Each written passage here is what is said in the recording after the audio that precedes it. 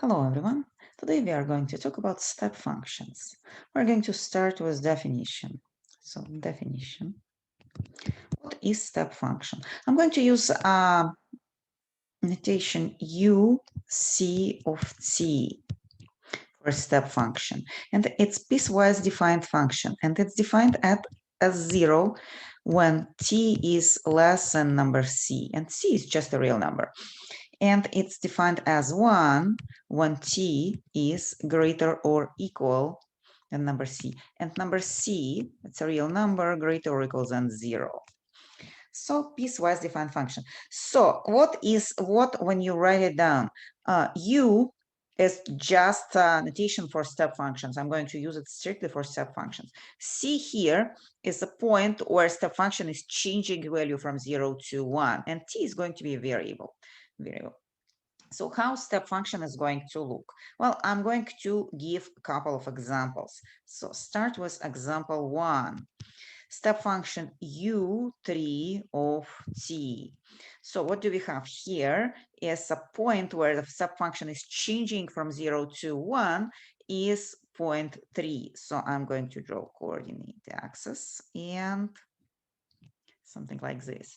So that's 1 over here, and over here is going to be t. Can be variable can be y here, or I'm going to just label it as u. Okay, so I'm going to graph function u3 of t.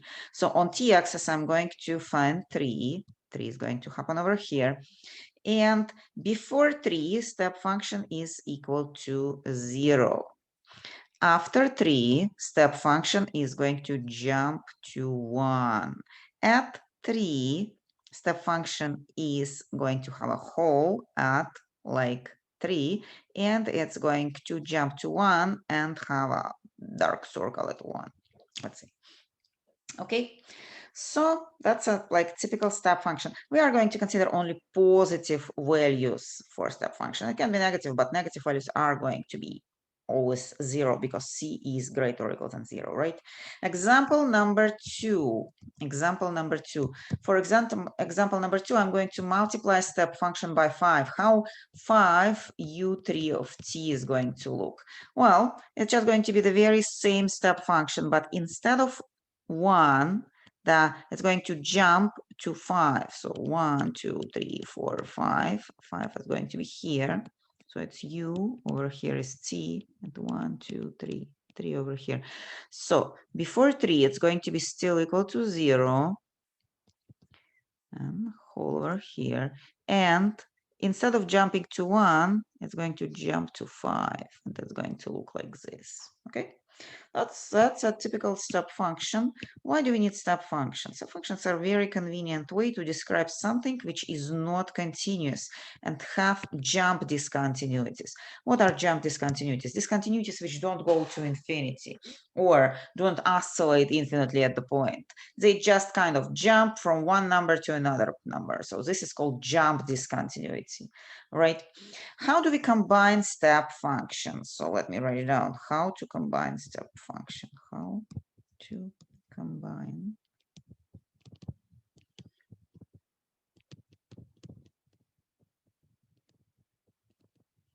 well, it's a very nice way to combine step functions. Imagine that we have combination of two-step functions. So function g of t, it's a sum of two-step functions. 3 u1 of t plus 2 u3 of t. So there are two different step functions, u1 of t and u3 of t, and they are multiplied by different coefficients. So I'm going to graph separately the first term and the second term, and then show how to add them. So how the first term is going to look, let me change the color, maybe graph it in orange. So my first term is going to make it jump to 3 units at point 1. So point 1 over here, it's going to jump to 1, 2, 3 units. So it's going to look like this. 0 up to here, and starting here is going to be 3. Okay. So that's going to be my first function. The second one, I'm going to just graph below. T is going to jump to 2 units at point 3. So 1 is here, 2 is here, and 3 is here. and 1, 2. So 2 points, 2 units at point 3. So something like this. Well, over here 0 is like more dark. And that's how it's going to look, okay? Now, how do we add them? Well, we basically add them just like normal addition. For example, from 0 to 1, both functions are 0. So the value of function g of t from 0 to 1 is going to be just 0. Now, from 1 to 2, the second function is 0, but the first function is already equal to 3. So we are going to measure 1, 2, 3 units and kind of graph 3. Well, how long is going to be 3? Well, until 3, the second function is 0, and the first one is equal to 3. So it's going to be 3 until 3, right? Something like this. It's a hole over here, and the function is going to be like this. What is going to happen at 3? Well, at 3, actually, it's going to make one more jump, right? At 3, the first function is going to stay 3, right? It's kind of like this, going to stay 3. But the second one is going to add 2 more units. So it's kind of you step 2 more units up. And that's going to give you the rest of the function. Well, 2 more units up, it's going to be 5, right? And I'm going to label 2 more units up, 2 up, okay? Well, easy to graph, right? You just kind of make steps. Very nice to write down the indexes in order, like 1 and then 3, and then if you have something higher, like 5 or 15, because this way it's kind of easy to imagine how the function is behaving. So it's just basically making steps. How do we subtract them? Well, let me move to a next page. Let me see. Okay, the page is over here. So how to subtract? How to subtract?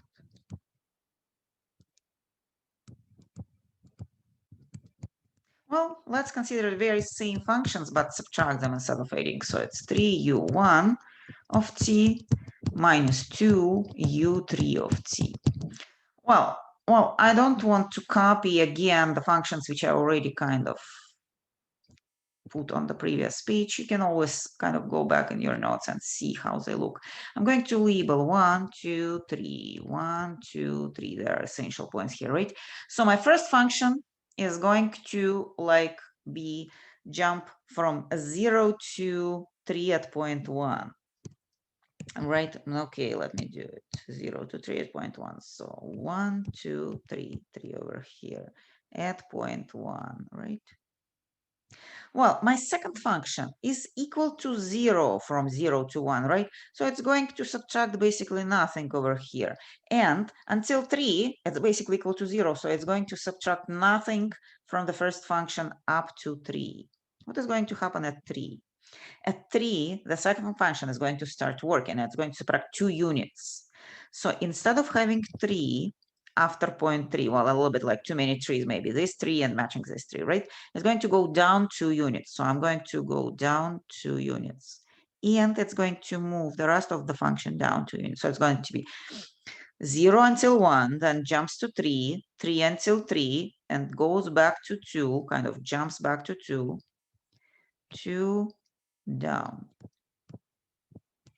Okay, and that's going to be the difference between two functions.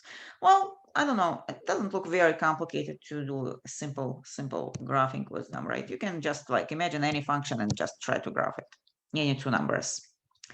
Now, well, why do we need them? Well, sometimes we have differential equations which do have not continuous functions on the right side. And if we solve them using Laplace transform, we'll need to know how to deal with these discontinuities. So this is like very basic jump discontinuity we can have, right? It's just making one jump, and jump is a certain amount of units.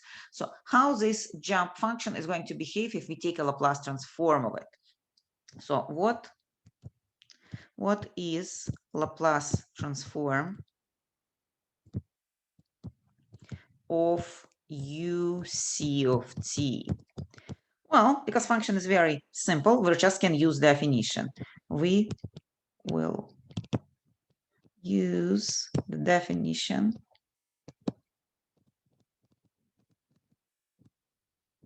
of L transform. Sorry.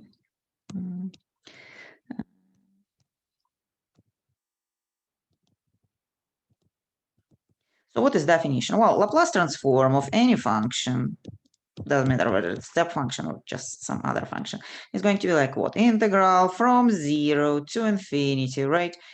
The function uc of t multiplied by e to the power of minus st dt, the core of Laplace transform, e to the power of negative st dt, right? Well, because my uc of t equals to 0 up to the point c, we can split this integral into two integrals, right? One is from 0 to c, and that's going to be 0 e to the power of negative st dt. I'm writing it down formally because, well, everyone understands that's going to be equal to 0, but we'll need to kind of stated ones. And the second one is going to be 1 e to the power of negative st dt. Well, again, a point C is going to be like somewhere here, right? The point C, and we have the function equals to 0 and then jumps to 1 over here. So it's our u of uc. So, sorry, I think I put too much line over here, something like this. Okay, well, now we just know that this integral is going to be equal to 0 because we are integrating 0. And this integral is just going to be, let's integrate exponential function. It's going to be what? E to the power of negative st. Remember that variable here is t, so we divide by negative s, because when we differentiate it, negative s is going to come out and it cancels with this. We're going to do substitution c at infinity, right? And we'll need to take a limit when we, well, let me change infinity to something nice. Actually, we usually do infinity, but we remember that mathematicians don't like to put infinity instead of a number. We put n here, right? And do a limit as n approaches infinity, more like correct way to write it down. So I'm going to do substitution, and I'm going to have limit n approaches infinity, and I have substitution of n, so it's e to the power of negative sn by divided by negative s minus e to the power of negative sc divided by negative s, right? What is going to happen to this expression? Well, when s is greater than 0, and n goes to infinity, we are going to have negative infinity here. E to the negative infinity is going to give us 0. So the whole the whole expression goes to 0. So we do have only last term left, which is combining two minuses, this and this, going to give us final answer e to the power of negative sc divided over s. Well, very nice expression, right? So now we know that Laplace transform of step function, it's e to the power of negative sc divided over s. Well, now when do we need it? We need it to solve problems with discontinuities, as I told already. So before we move forward, there is one more good function, which is kind of combination of two-step functions. It's called a window function. I don't think that we do have window function in our book, but I want to just consider it because it's a good function too to know. Okay, let me kind of add the page, change the color, and maybe kind of new function. I'm going to write down one more good function, a rectangular window function.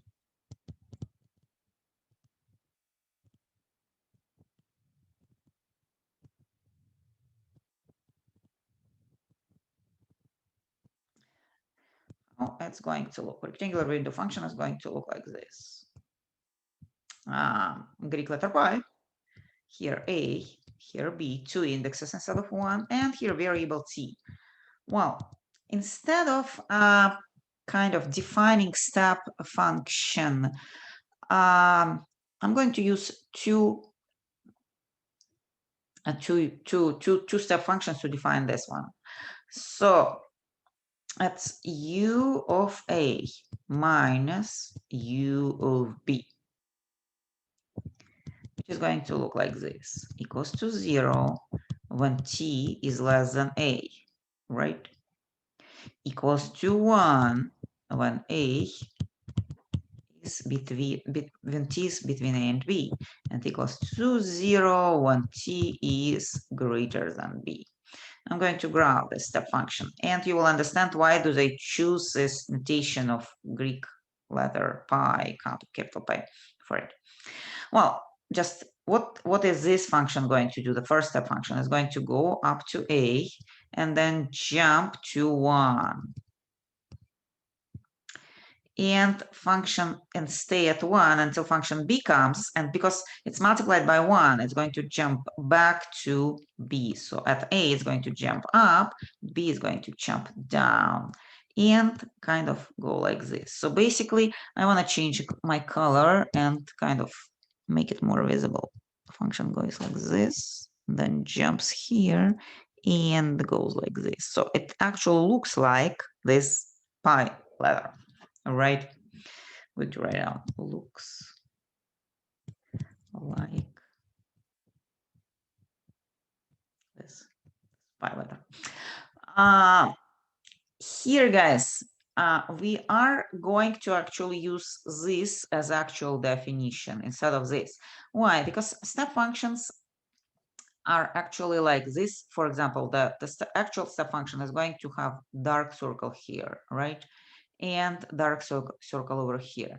We're going to just kind of define that at points A and B, there is no value for the function. So it just has this continuity and it's not defined. There is no defined value. So this one is actual definition. This is just to visualize it, like step up and step down. But remember, there is a little difference between step functions. Actual step functions, they are defined at point A and at point B. This function P is not going to be defined, okay? Well, these both functions are good to modify any function f of t and cut it into pieces. So I'm going to write down v can use UC or PAB to cut any f of t. What do I mean by cutting? Let's consider example. It's going to be more and more understandable if we see like how it works. Example number 1. Imagine that we have a function f of t equals t square, and we are going to consider only t greater or equals than 0, just one branch of this t square parabola, right? Not like the whole one. So I'm going to graph it. Well, because it's just one branch, it's going to be a parabola looking like this, right? T over here, f, and somewhere here is 1 and 1, and somewhere here is going to be 2 and 4, right? Good. So that's how the function is going to look.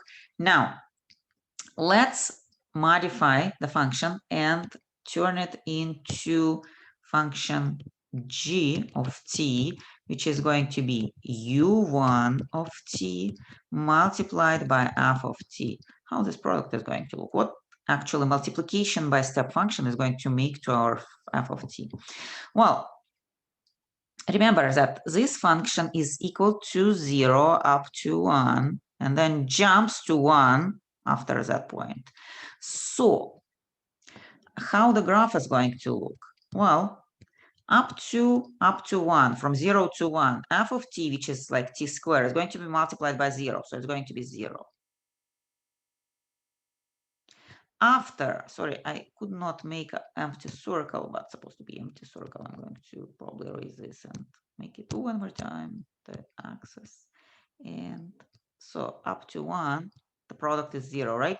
What is going to happen after 1? After 1, f of t, which is like t squared, is going to be multiplied by 1. So it's going to be just t squared. So if you kind of graph the function t squared, so after 1, it's just going to be the function itself. So what actually we just did, we took our function f of t and cut part of it, which starts with 1, and kind of dismiss the part which is before 1, or we did not dismiss it, we just turn it into 0, right? How p of t is going to work? Imagine that we have another function, h of t, which is combination of p from 1 to 2 of t by my function f of t, which is actually x squared, or t squared, sorry. Well, what is p doing?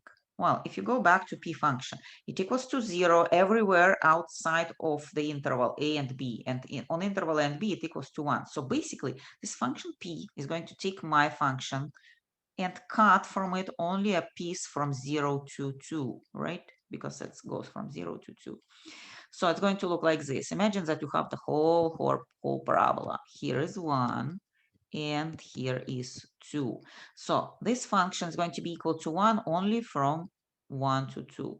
It's going to be equal 0 here, and it's going to be equal 0 here. I'm going to put holes everywhere, okay? And that's going to be the product.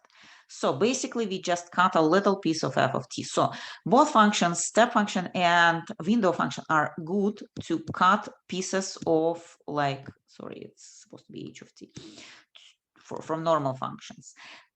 How it's better than just writing it down as like formula? Well, it's better because you can write it down as one function, right? If you wanted to write down this function as a formula, it's going to look like this. 0 when t is less than 1, t squared from 1 to 2, and 0 when t is greater than 2, right? If you wanted to write down this function a standard way we use for piecewise defined function, it's going to give you 3 different formulas. Here you can write it in one line. That's a very convenient way to do it. Okay. Okay, well, why do we call it a window? It's like we cut a window from the original function window. Okay, let's move to our next example, and that's going to be example 2. What else we can do with step functions? Example 2, shifts with UC of t. We can use step function to shift our functions. Well, I'm going to first kind of draw the picture and then explain how everything is working, okay? So what I'm going to do, guys, my goal is to take my standard function f of t, which is equal to t squared parabola t greater or equal than 0, and shift it 2 units to the right, 2 units to the right, 2 units to the right. So idea is next. I'm taking the original function. That's my t square. And I want to kind of take this t square and move it 2 units to the right. So it's 1 and that's 2. And I'm going to graph the next one like in orange. So that's my new function. So I want to apply a shift of 2 units to the right. Okay. How can I do this with step function? Well, basically, guys, how shifted function is going to look? Well, shifted function is going to be the basically same function, but it's going to look like f of t. Instead of t, we have t minus 2 squared, right? This one is going to describe a shifted function. But this shifted function, if you don't specify that your t is greater than 2, is going to be like the whole one, like this, right? How do we remove this part, which we don't need? We want only like half parabola starting 2. Well, what we can do, we can write it out. A g of t equals t minus 2 squared, my shifted function, multiplied by u2 of t. What u2 of t is going to do? Well, it's going to take the whole parabola, and if you multiply it by u2, sorry, 2 doesn't look very nice, and you won't be able to see it well. You kind of multiply this part and everything what happens before 2 by 0. And it's going to just kill this part, the part which is dashed. Okay? That's going to be a shifted function. So that's how we shift the functions. I'm going to kind of write it down like, so it's going to be t minus 2 squared multiplied by 0 when t is greater than 2, and t minus 2 squared multiplied by 1 when t is, sorry, greater or equal than 2. It's supposed to be less than 2. Why did I write down the greater? I don't know. So that's my mistake. Less than 2. So basically, you see that instead of kind of writing down the piecewise defined expression, piecewise defined expression, we can always write it down like this. So we can use step functions also for shifts. The only thing we have to do, we do the shift in the function and we place the shift in the index of step function. So if you want to take any arbitrary function f of t and shift a units right. So how it's going to look? It's going to look like g of t f of t minus a u a of t. Well, that's how we shift the function. Okay. Well, next example, example 3. We are going to consider like how to graph shifted functions. Imagine that we have a function g of t and it equals u1 of t by sine of t minus 1. Again, not very kind of useful, but nice to use as example. What we can see over here. Somebody took sine, normal sine, and shifted it 1 unit, right? Like according to our kind of strategy to shift. Somebody took sine and shifted it 1 unit and kind of just started this sine from 1 unit. So how I'm going to do it? Well, I'm going to start with drawing the sine original function. Sine looks like this, right? Yeah, it's a sine. So this is just sine of t. And over here is 2 pi, and over here is 1, right? Now, how do I graph this one? Well, I'm just going to take the very same sine and start it at 1. So I'm going to graph it like this. The period is still 2 pi, but this point is not going to be 2 pi, right? It's going to be 2 pi plus 1. So 1 unit to the right. That's how the shift is going to look. And over here is going to be equal to 0. Well, here, because the empty circle and dark circle coincide, we are going to have continuous function, but it's not going to be always the case. Okay. Well, for us, it's going to look like we take a sine and turn it on at t equals 1. Why do we need this? Usually, guys, our electrical devices, like, function generators, which are basically generating the sines, like electric current, they are not working from negative infinity to positive infinity. Usually you kind of turn them at 3 a.m., for example, or 5 p.m. and turn them off sometimes. So they actually are turned on and turned off. Nothing is working from negative infinity to positive infinity. And that's a convenient way to kind of, to do this turning on and turning off, which is going to be convenient for electric circuits. Okay. I'm going to do some calculations and prove a theorem. So let's kind of, I don't know, let's use blue color. Theorem.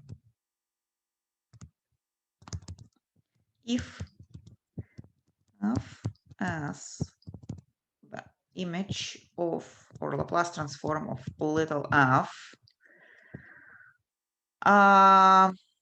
for s greater than a greater than 0 and c greater than 0, then, so if we do have a Laplace transform of some function f of t, I'm going to explain you how to do Laplace transforms of those shifted functions. Okay, so if you have some function f of t and you know Laplace transform of this function, like we did the table. Remember our first lecture, we did lots of Laplace transform, sine, cosine, exponential function, 1 over t.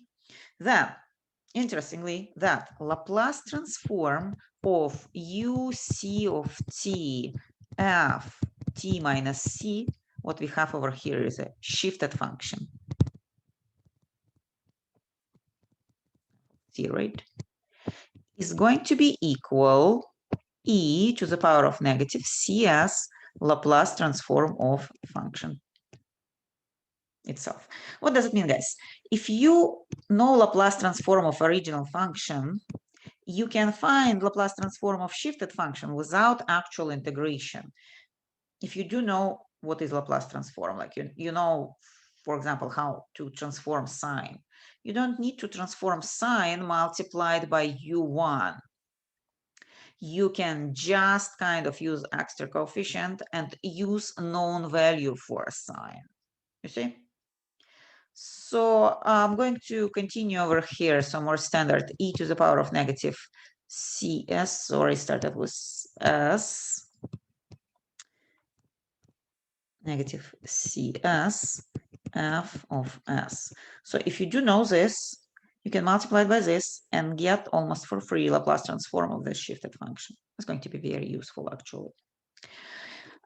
Second part of the theorem. And Laplace transform inverse of e to the power of negative cs f of s, if you do have some weird function which is Laplace transform of sine multiplied by exponential function, then to kind of got inverse of it, to go back from Laplace transforms into space of normal functions, you are going to have a shift of your normal function, like sine, for example. So kind of theorem works both directions. If you do want to shift, you can just multiply by coefficient. If you have the transform multiplied by coefficient, it was a shift actually. Okay, proof.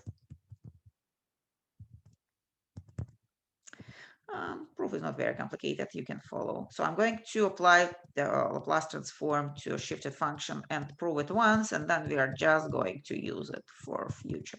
So I'm going to write down the integral. Integral is from 0 to infinity. I'm using definition to prove. Usually we prove everything using definitions and then use it as a real fact. E to, sorry, not E. I already used E, f of t c dt. So I just wrote the Laplace transform of this shifted function, right? So what are we going to have? We are going to split our integral again into two integrals. So split one integral into two integrals. Integral from 0 to c plus integral from c to infinity. Why? Well, because uc is equal to 0 from 0 to c. So we already know that this integral is going to be equal to 0. And the only one which is going to stay is going to be this one. So I'm going to write down c to infinity e to the power of negative st. Instead of uc, I'm going to use 1 because I already kind of in the area where it equals to 1, and write down f of t minus c dt. So now what I'm going to do, I am going to change my variable. I'm going to say let's use a new variable p. Sorry, I was trying to write down let and p at the same time. Let use p equals t minus c. That's a new variable. So what is going to be dp? Because we need to convert integral to a new variable. Well, differentiate this one. C is a constant. That's going to be dt exactly. So I'm just going to move to my new variable.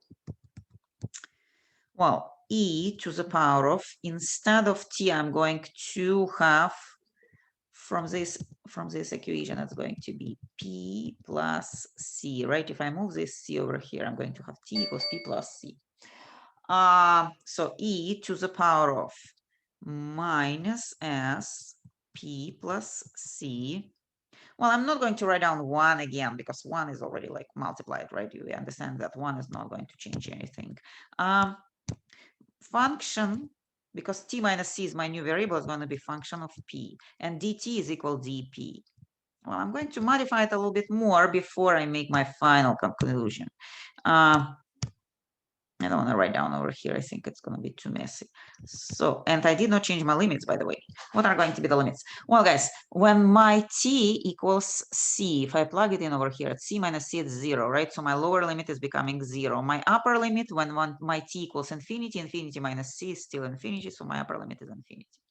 So what I'm going to have, guys, I'm going to split this exponential function into two exponential functions, e to the power of negative sp multiplied by e to the power of negative sc f p dp, and the integral is from 0 to infinity. Now guys, what is this? Well, actual variable of integration is p, right? S is a constant towards this variable. C is a constant too. So actually the whole thing is a constant and can be taken outside of the integral. And that's what I'm going to do. I'm going to write it on outside of the integral, negative SC. And under the integral, I have 0 to infinity e to the power of negative SP f of p dp. But what is this? Well, that's a Laplace transform of function f of t by definition. Just instead of t, instead of like integral by t, we have integral by p. But because integral is definite integral and from 0 to infinity, it does not matter how we call the variable of integration, p or t. So that's Laplace transform. So I'm going to write it down that it's e to the power of negative sc multiplied by L of f, or e to the power of negative sc by f of s by Laplace transform. So I proved this direction. Okay. Well, opposite direction is kind of, you just can repeat the steps going backwards, right? You understand that? Now, well, I'm not going to prove it backward. I'm just going to appeal to your logic. Like, if Laplace transform is 1-to-1, so if shifted function gives you this expression, then this expression must give you a shifted function, because you can always start with shifted function and say, okay, my shifted function gives me this expression. So that was what was giving me this expression. That'll be funny, right? But okay, I hope that you understand the logic here, because it's 1-to-1. We just prove one direction and the second direction follows. Okay, let me consider another example. And that's going to be a very short example of use of this theorem. And I'm going to change my color to something else. Okay, let's do pink. So I don't have much space left over here. Example 4. So let's consider function g of t, which is equal u1 of t sine of t minus 1. The sign which we turn in at 1 second, at the moment of 1 second. What is going to be Laplace transform of this function g? Well, Laplace transform of this function g, it's u1 of t sine of t minus 1. And we just use the formula, right? We do know Laplace transform of sine, and we just shift it. So it's e to the power of, what is my c here? My c is equal to 1. So I'm going to have minus s multiplied by 1. I'm doing everything formally, but if it's 1, you understand it's not necessary. And Laplace transform of what? Of sine of t, which we do know from the table, right? Minus s. And Laplace transform of sine, I hope you still remember, as s squared plus 1. Well, it's 1 because that's actually like t multiplied by 1 here, right? So it's 1 here and 1 here. Actually, this one is 1 squared. Okay, so kind of example is done. And the last example I want to consider in this section, let me move to the next board and change the color again. Use purple. Example 5, and we are almost done with this section. So let's consider f of s equals e to the power of negative 2s 1 over s squared. I'm trying to use opposite direction of the theorem. And the question is, what is inverse of this Laplace transform, this image? Well, theorem gives us, if you look over here, that c equals 2, right? Remember that it's minus cs. This e to the power of minus cs. So c equals 2.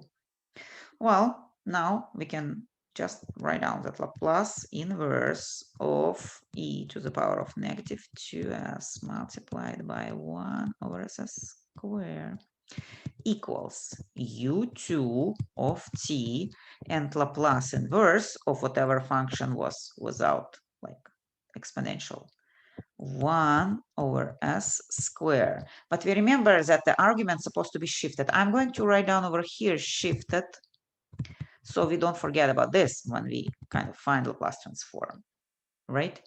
So this one is going to give us argument t, but we're supposed to use argument t minus 2 instead of it.